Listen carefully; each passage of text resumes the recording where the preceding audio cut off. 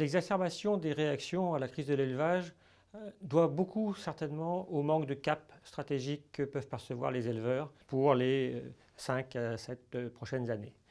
Un cap stratégique, c'est de pouvoir se projeter en se disant à terme, la production laitière, par exemple, de la France aura augmenté ou bien au contraire, elle aura diminué en se repliant sur les marchés locaux.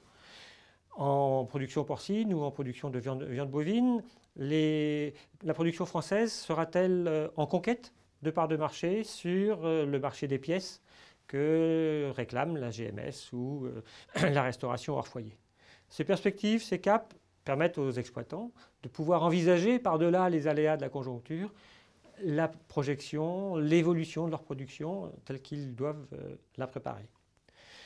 Et par-delà la conjoncture, c'est bien aussi la question de avons-nous un cap pour gérer la volatilité?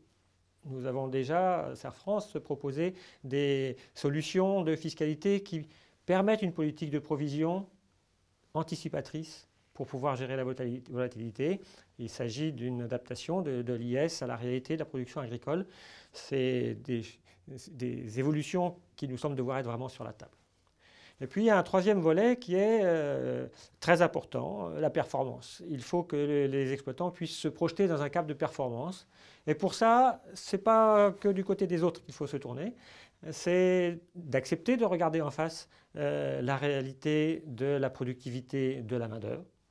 C'est se demander quel volume de production par UTH nous visons dans les exploitations laitières. C'est 200 000 litres, c'est 300 000 litres par UTH, voilà, qui change complètement la capacité à dégager des marges de manœuvre dans les exploitations agricoles. Et la performance, c'est aussi la performance technique. Et elle ne se résout pas lorsqu'elle fait défaut en 6 mois, 1 an.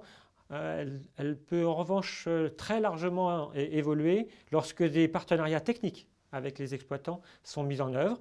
Il faut pouvoir les faciliter, que la mise en place d'un atelier commun puisse être réalisée sans recréer des structures juridiques, des cloisonnements qui vont de nouveau empêcher de gérer la variabilité, la flexibilité de l'exploitation qui est nécessaire dans l'économie agricole du moment.